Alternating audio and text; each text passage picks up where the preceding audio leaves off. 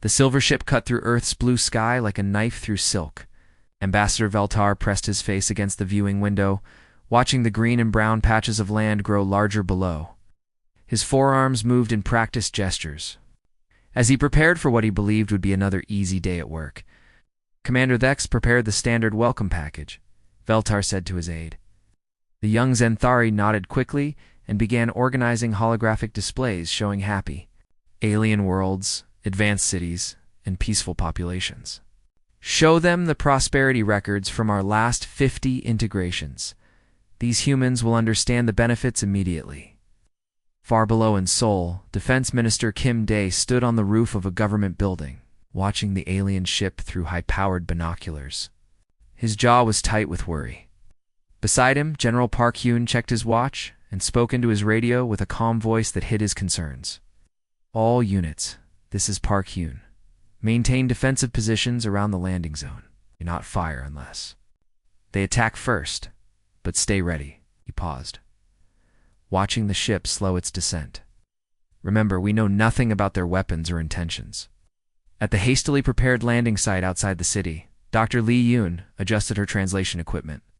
One final time, as Earth's top expert on alien communication, she had been working around the clock to prepare for this moment.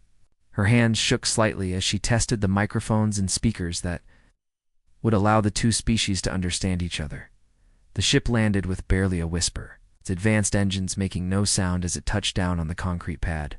Steam rose from the ground where the hot metal met the cool morning air. Soldiers in full combat gear formed a wide circle around the landing zone, their weapons lowered but ready. A door opened in the ship's side with a soft hiss.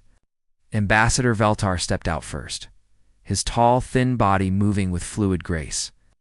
His skin was almost transparent, showing the blue liquid that flowed through his veins instead of blood. 4 arms hung at his sides, each ending in delicate hands, with 6 fingers. Behind him came 2 more aliens, slightly smaller but with the same otherworldly appearance. Veltar approached the human delegation with what he hoped was a friendly expression. His species had perfected the art of peaceful first contact over many centuries. He had done this same routine on dozens of worlds, and it always ended the same way with grateful acceptance and celebration. "Greetings, people of Earth," he said, his voice coming through the translation device as a pleasant melody. "I am Ambassador Veltar of the Zenthari people. We represent the Galactic Confederation, an alliance of over 10,000 worlds working together for peace and prosperity." Dr. Lee Yoon whispered a quick translation to Ambassador Choi Jin, Earth's chief negotiator. Choi Jin was a small man, with gray hair and sharp eyes, who had spent 30 years in diplomatic service. He stepped forward with a polite bow.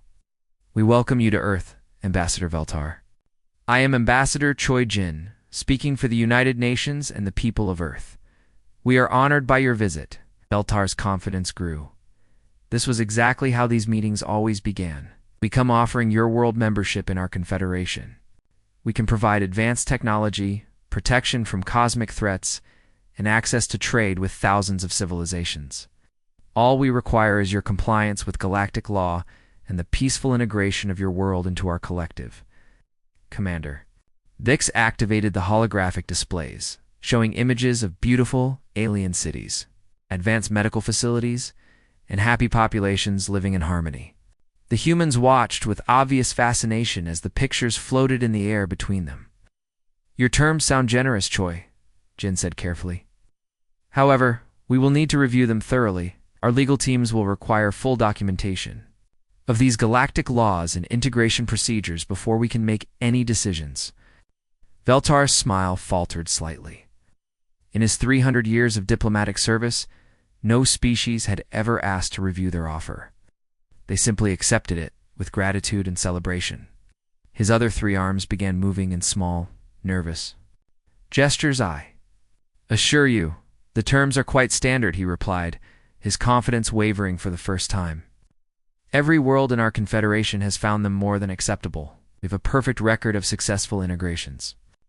"That's wonderful for them," Choi Jin responded with continued politeness. "But Earth operates on the principle of informed consent. We never sign agreements without understanding exactly what we're agreeing to. We'll need time to study your proposal." Behind the diplomatic line, Captain Han Sol spoke quietly into her radio headset. This is Falcon Base. Unknown vessels are maintaining position above major cities worldwide. Continues surveillance protocols. Something doesn't feel right about this. Around the world, military forces watched alien ships hovering over every major population center. The visitors called it a diplomatic escort, but to human eyes, it looked suspiciously like the positioning for a coordinated attack. Veltar looked at his aide with confusion. This had never happened before. Every species they had contacted had simply accepted their generous offer without question. These humans were behaving in a completely unexpected way. The first seeds of misunderstanding had been planted. Neither side understood how different their approaches to diplomacy really were.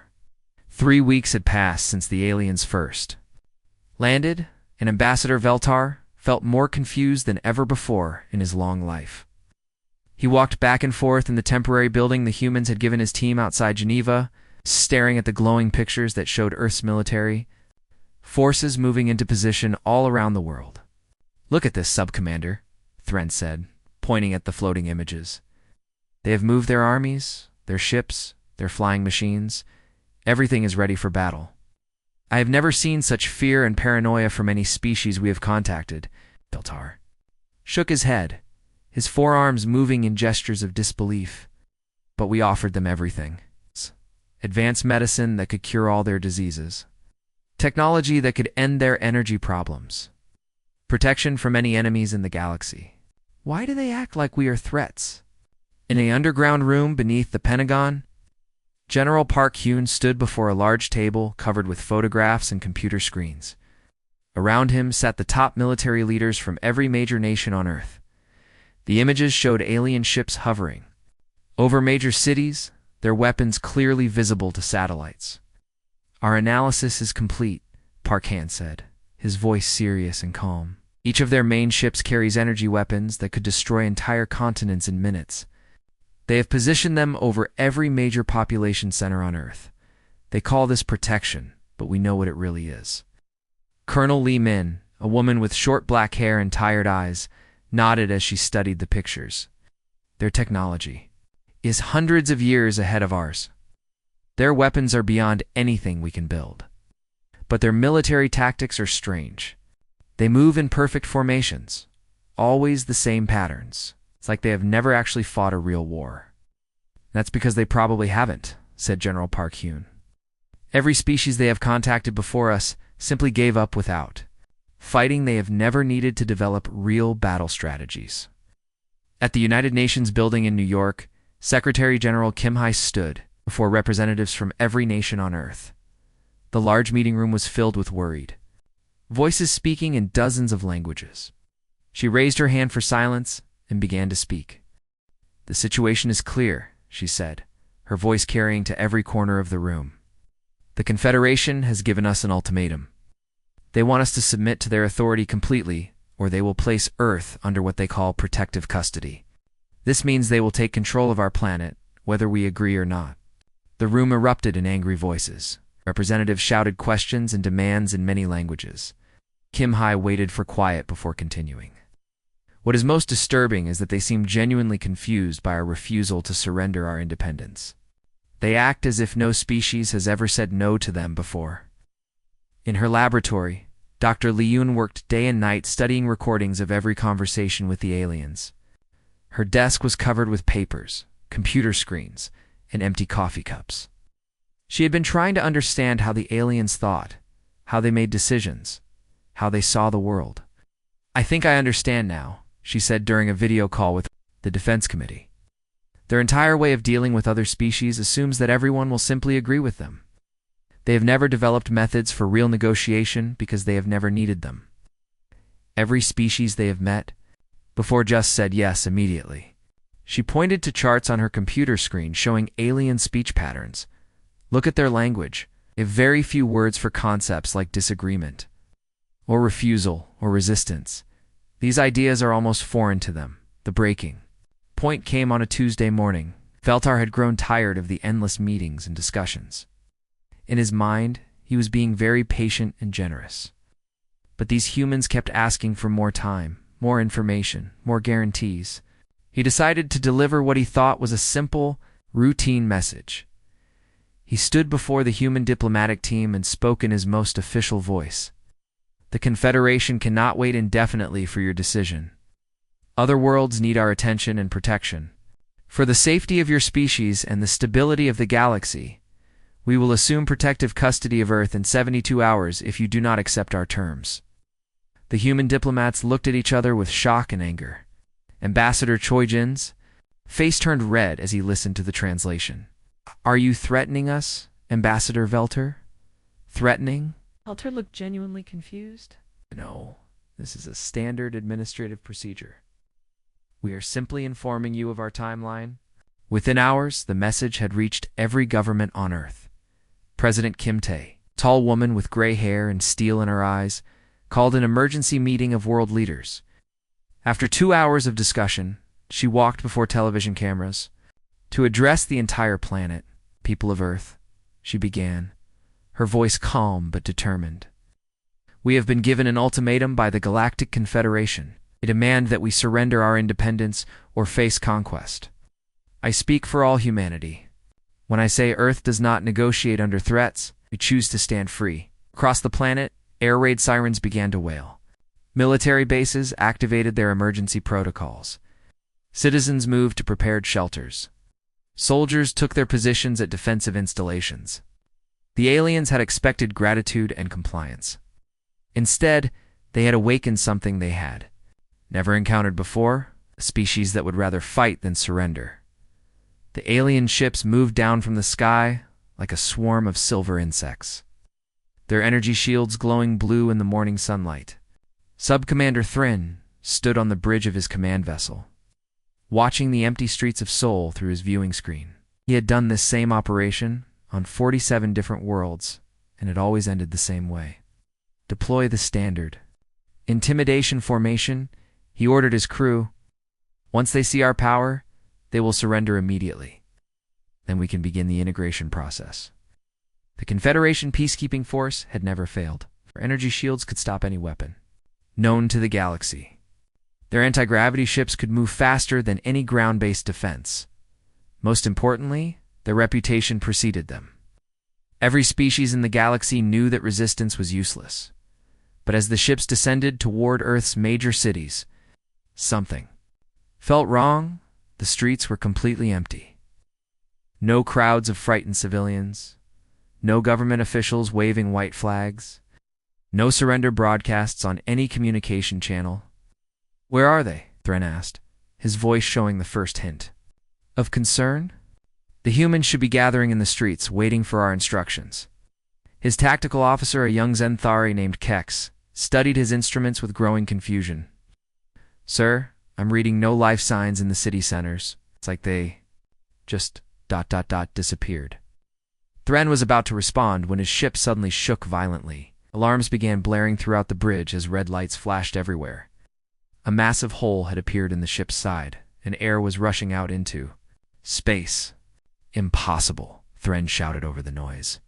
Our shields are at full strength. Nothing can penetrate them. His answer came in the form of another impact, this one even more devastating. A simple rod of tungsten metal, fired from a railgun, hidden in the mountains outside Seoul, punched through the energy shield like it wasn't even there. The metal projectile tore through the ship's hull, destroying engines and weapon systems. Back at the temporary embassy, Ambassador Veltar watched the battle reports with growing horror. His forearms moved in frantic gestures as he tried to understand what was happening. The humans are using primitive kinetic weapons, his aide reported. Simple metal projectiles fired at high speed. Our energy shields are completely ineffective against them. But that's impossible, Veltar gasped. Our shields stop plasma beams, particle weapons, energy blasts. How can simple metal defeat our technology? Deep in an underground bunker beneath Seoul, General Park Hyun smiled grimly as he watched the alien formation scatter. Around him, military officers monitored screens showing the battle from dozens of angles. Their shields are designed for energy weapons, he explained to his staff. They've never encountered simple kinetic force. A rock thrown hard enough would go right through them. The battle for Earth had begun, and it was unlike anything the Confederation had ever experienced. Their forces, trained in the art of intimidation rather than actual warfare, found themselves fighting an enemy that refused to follow any rules they understood. Major Kim Soo led her squadron of soldiers through the ruins of Busan, Ray Leon. Ground forces had landed, expecting easy surrender. Instead, they found urban warfare at its most brutal. The aliens moved in perfect formation, always the same patterns, always the same tactics. They have no adaptability, Kim Soo reported into her radio, as she watched enemy forces march down a street in neat rows. They're like machines following a program. Hit them from unexpected angles, and they don't know how to respond. Her soldiers, struck from rooftops, from sewers, from abandoned buildings. The aliens' advanced armor protected them from energy weapons. But simple explosives and high-velocity bullets found weak points the designers had never considered. Captain Lee Ho and his engineering team had spent years studying urban combat. Now, they put their knowledge to deadly use. The aliens' anti-gravity vehicles were marvels of technology, but they became death traps in Earth's cities. Wait for them to pass the marked building, Lee Ho spoke into his radio, watching alien aircraft. Move through the narrow streets. 3.1. Now. The building collapsed at exactly the right moment, tons of concrete and steel crashing down on the alien vehicles. Their anti-gravity systems, designed for open space combat, couldn't handle the sudden weight. The craft were crushed or driven into the ground. Around the world, similar scenes played out. In London, human forces used the subway tunnels to attack alien positions from below. In Tokyo, snipers hidden in skyscrapers picked off alien commanders. In New York, the military turned the city's own infrastructure into weapons. The aliens had expected a quick, clean operation. Instead, they found themselves trapped in a grinding urban war against an enemy that seemed to thrive on chaos and destruction. By the end of the first day, the Confederation had lost more ships than in their previous 100 campaigns combined. Emergency signals flooded their communication networks. Medical facilities overflowed with wounded soldiers who had never expected to see real combat in his command center. Subcommander Thren stared at the casualty reports with disbelief. How is this possible? They're primitives. They don't even have faster-than-light travel. But the humans had something the Confederation had never encountered before: the experience of countless wars. The knowledge of how to fight when outnumbered and outgunned, and the absolute refusal to surrender. The humans hadn't just resisted. They had learned, adapted, and struck back with savage efficiency that left the galaxy's greatest military force reeling in shock. Admiral Kren's massive flagship, Eternal Unity, dropped out of faster-than-light travel, expecting to see a conquered world below. Instead, his bridge crew gasped as they witnessed something that should have been impossible. Pieces of destroyed Confederation ships floated in Earth's orbit like broken toys, their twisted metal hulls catching sunlight as they spun slowly through space. What happened here? Kren demanded, his voice echoing through the bridge. The tall, blue-skinned admiral had commanded fleets for over 2 centuries, but he had never seen anything like this. Where is the First Fleet?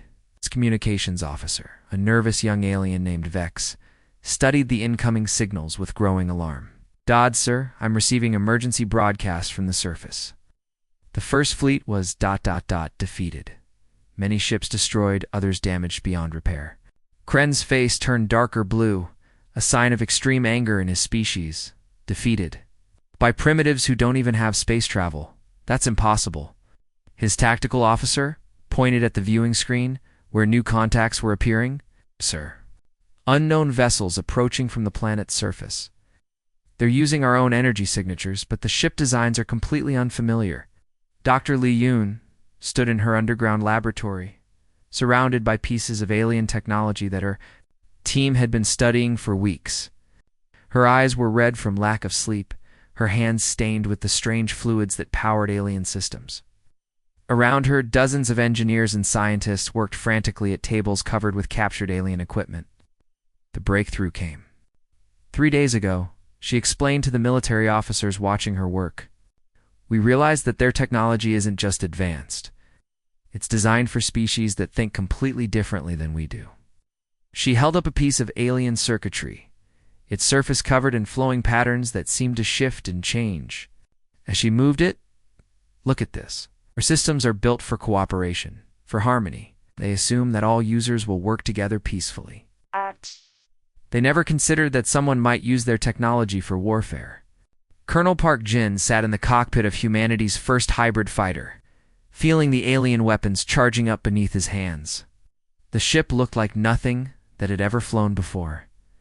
A human-built frame carrying alien engines and weapons. Systems. His engineering team had worked for 18 days straight to make this moment possible. Control. This is Ghost 1. He spoke into his radio as he lifted off from the hidden base. All systems are green. The alien weapons are responding perfectly to human control systems. Below him, the Earth looked like a world at war. Cities burned in the distance.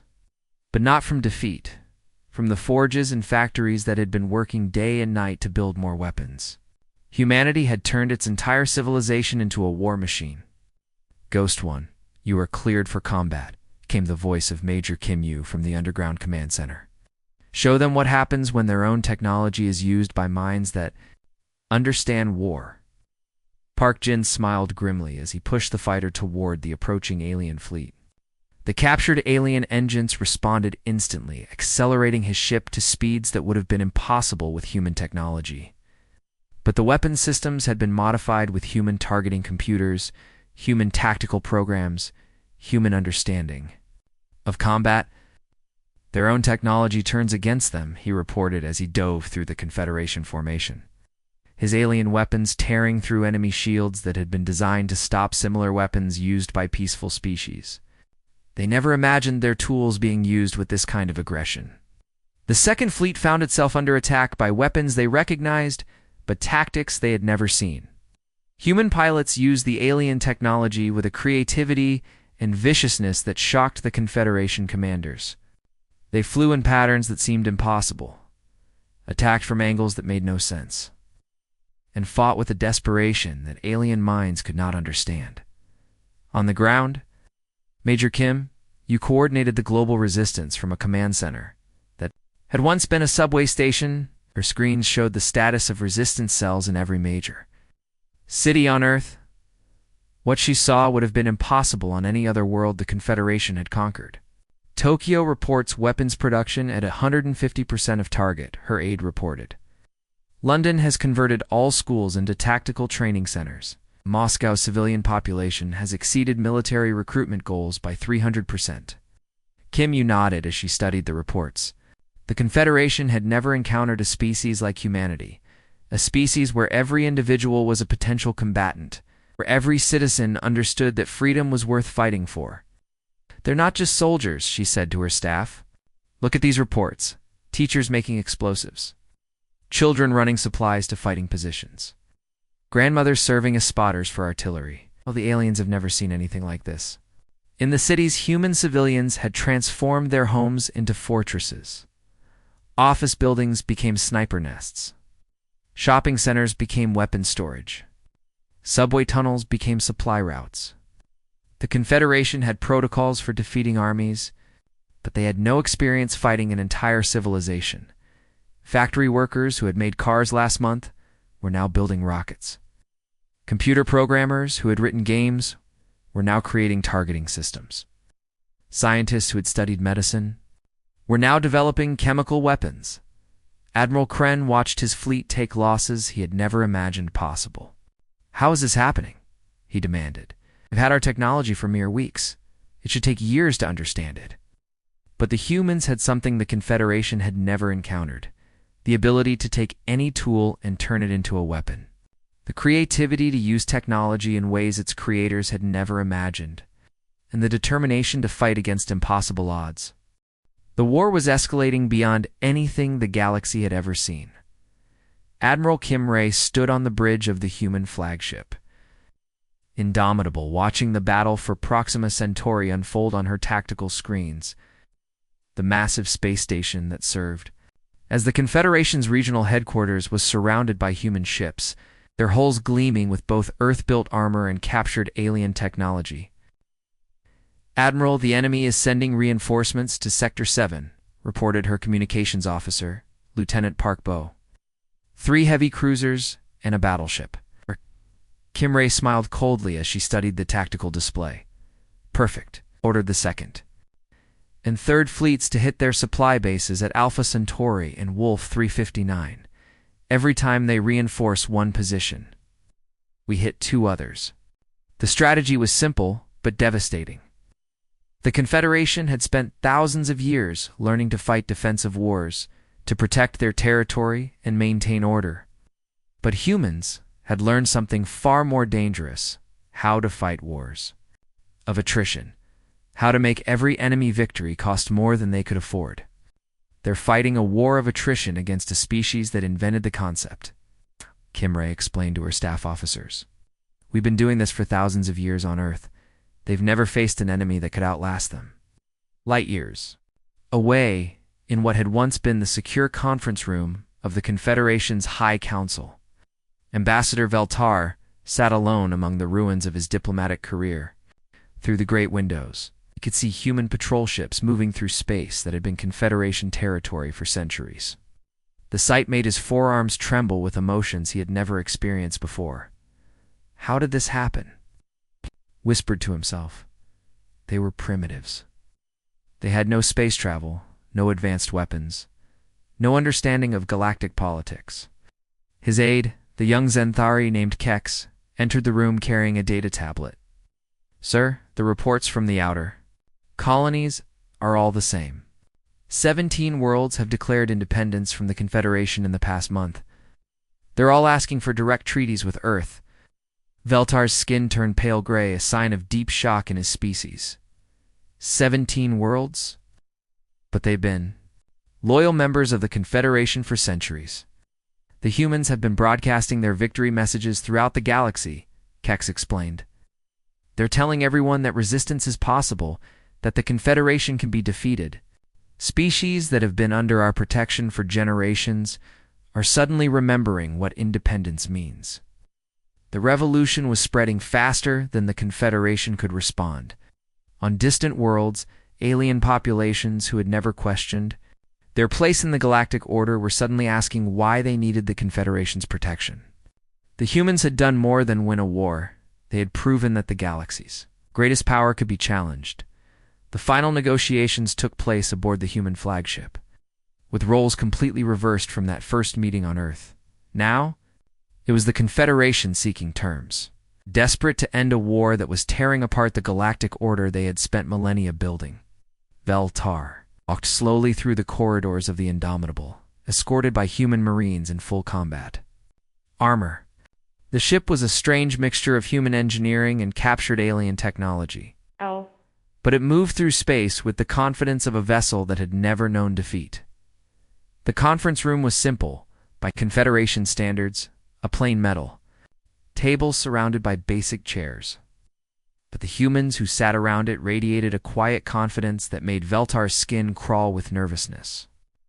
"Ambassador Veltar," said Admiral Kim Ray, her voice polite but firm, "we're pleased that the Confederation has finally agreed to negotiate a real peace treaty." "Your terms are acceptable," Veltar said quietly, his voice barely above a whisper. The treaty in front of him was unlike anything the Confederation had ever signed. Recognized Earth as a sovereign equal, not a subject world. It established human rights to free travel and trade throughout the galaxy. Most importantly, it acknowledged that the Confederation had no authority over worlds that chose to leave there. Protection, as he signed the document that would change the galaxy forever. Veltar looked up at the human military officers surrounding him. "But I must ask why? Why choose war over peace? We offered you everything your species could have wanted." General Parkeen, now Earth's military representative to the galaxy, studied the alien diplomat with something that might have been pity. The gray-haired soldier had spent his entire career preparing for wars that might never come. Now he found himself representing his species to an entire galaxy. "Because you never offered peace," Park Hyun said softly. "Oh, you offered submission. There is a difference between the two that your species has never understood." He stood and walked to the window, looking out at the stars that now seemed somehow brighter than before. Humans have a saying, "Give me liberty or give me death." We would rather die as free beings than live as slaves, no matter how comfortable that slavery might be. Veltar stared at the human general with genuine confusion. But slavery? We offered protection, prosperity, advancement. How is that slavery? "Because you never asked what we wanted," Park Hyun replied. "You decided what was best for us and expected us to be grateful." Real peace isn't about one side surrendering to the other. It's about equals choosing to work together.